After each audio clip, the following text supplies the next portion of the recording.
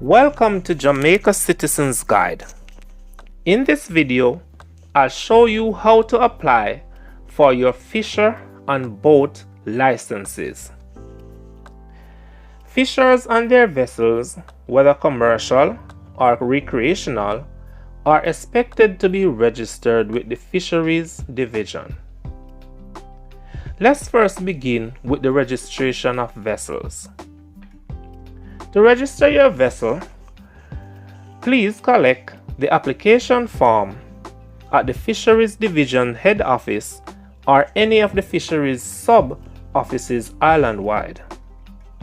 Along with the application, you will need to show proof of ownership, engine serial numbers, 2 color photographs at least 4 by 7 inches showing front and side views of the boat. Transfer of ownership form filled out by former owner and approved by the Fisheries Division if the boat was previously owned. Your boat will be examined by authorized personnel from the Fisheries Division before registration.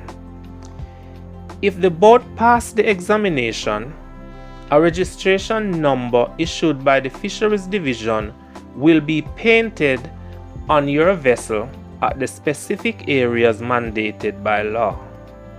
Please note that if your vessel is very huge, you are to let the vessel be examined by the Maritime Authority of Jamaica, MAJ, which will issue a safety seagoing certificate. Bring this certificate to the Fisheries Division as part of the registration process. Now, let's look at the registration of yourself as a fisher. You will need 3 things: the application form, identification, and proof of ownership of vessel and/or engine. The application form is available at the Fisheries Division's head office or any of its sub-offices island-wide.